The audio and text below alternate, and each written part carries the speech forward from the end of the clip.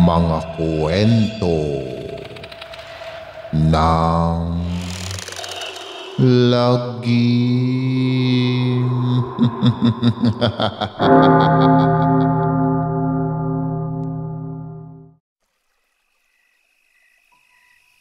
Kamusta na mga giliw naming tagapakinig?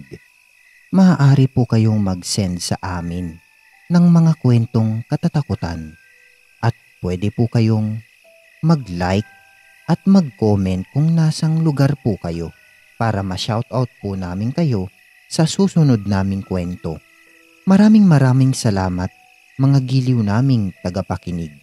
Don't forget to like and subscribe our channel para palagi po kayong updated sa mga kwentong katatakutan.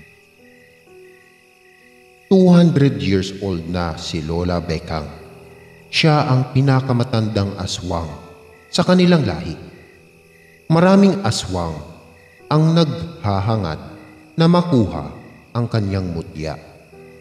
Dahil ang taglay na mutya ni Lola Bekang ay ang itinuturing na pinakamalakas na mutya. Sinasabing ang kanyang ina ay isang puting gabunan, habang ang kanyang ama ay itim na diwata.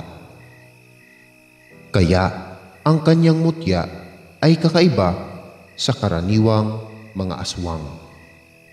Kaya naman, nang magbigay ng hudyat ang mga asbo, mga aswang na may kakayahang magsaaso at umuulong ng kakilakilabot, batid nilang ito ay hudyat ng nalalapit na kamatayan ng pinakamatandang aswang.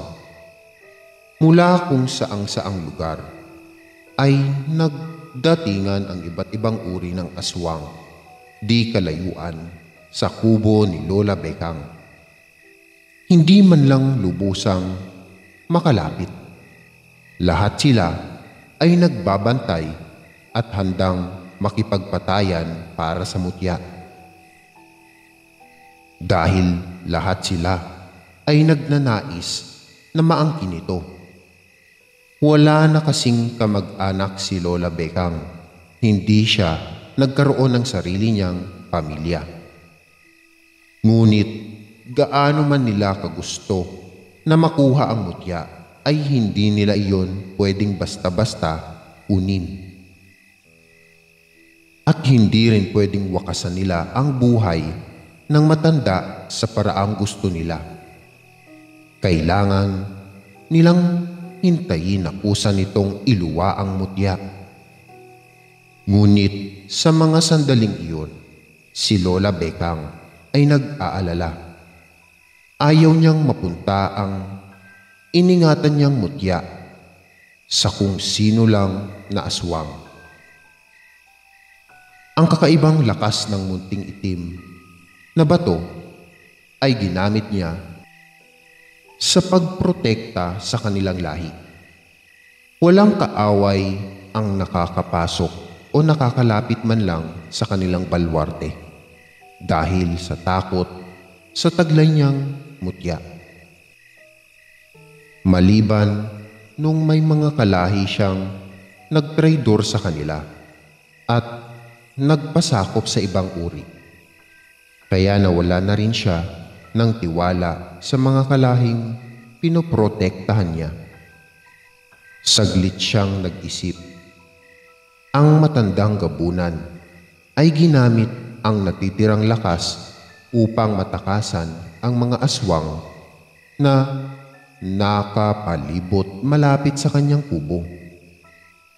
Upang hindi maamoy ng mga kapwa-aswang ang kanyang pagtakas, ay nag-iwan siya ng bahagi ng kamay niya sa kubo.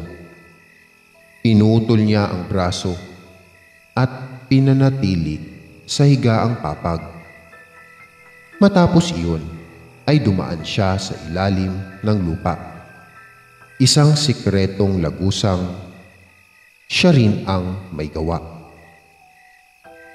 Ilang saglit pa at nakabalik na sa higaan niya sa kubo si Lola Bekang. Nakangiti siya dahil batid niyang nasa tamang nilalang ang kanyang mutya. Payapa niyang lilisanin ang mundo. Tahimik na hinihintay ng pinakamatandang aswang ang kanyang kamatayan. Ang mga asbo ay muling umalulong, palakas ng palakas. Maging ang mga taong nakakarinig ay nagtayuan ang mga balahibo. Sinisiguradong nakasara ng mabuti ang mga pinto nila't bintana. Ang mga aswang sa labas pa lang ay nagsimula ng maglaban-laban para sa mutya. Hindi sila tumigil hanggang sa matapos ang pag-alulong. Saka sila nag-unahan sa pagsugod sa kubo ni Lola Bekang. Ngunit nagulat sila nang makitang putol ang braso ng matanda. At ang bibig nito ay nakasara sa halip na nakanganga. Isang balbal na aswang ang mapusok na lumapit at ibinuka ang bibig ng matanda. Naglapitan din naman agad ang iba.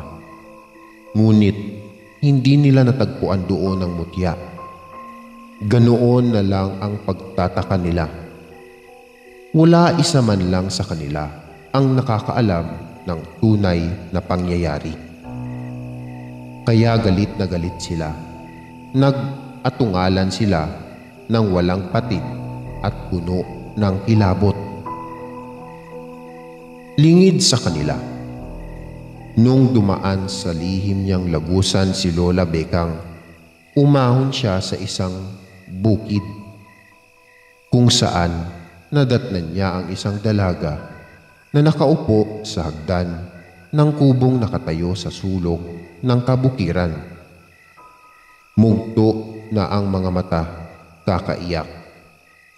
Nilapitan niya ito. Nagulat ang dalaga.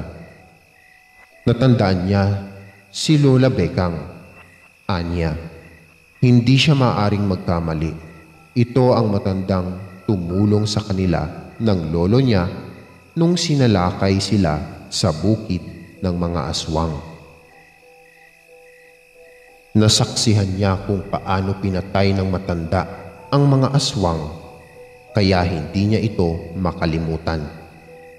Marami pa sanang tanong ang dalaga, ngunit pinutol ng matanda ang kanyang pagsasalita nang siya naman ay tanungin ito kung bakit siya umiiyak.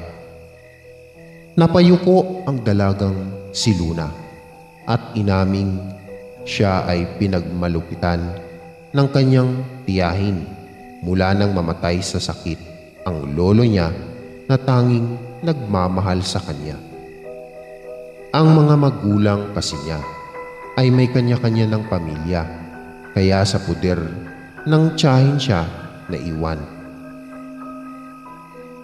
Ang kanyang nobyo ay palagi ring sinasaktan ang damdamin niya, kaya hindi niya maiwasang maghinagpis sa araw-araw.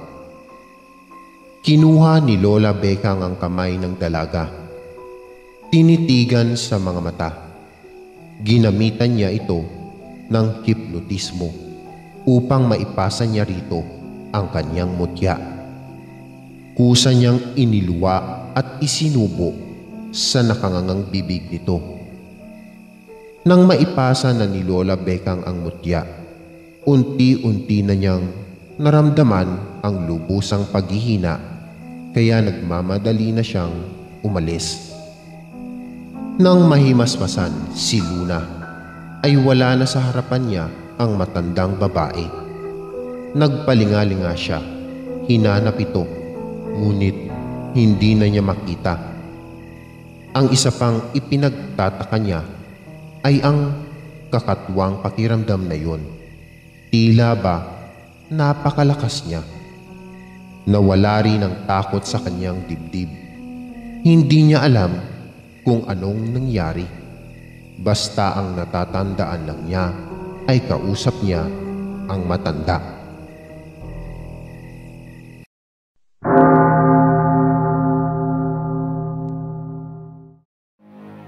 Maraming salamat mga giliw naming tagapakinig. Huwag po nating kalimutan mag-subscribe at mag-like ng ating channel para sa mga kwento ng lagi.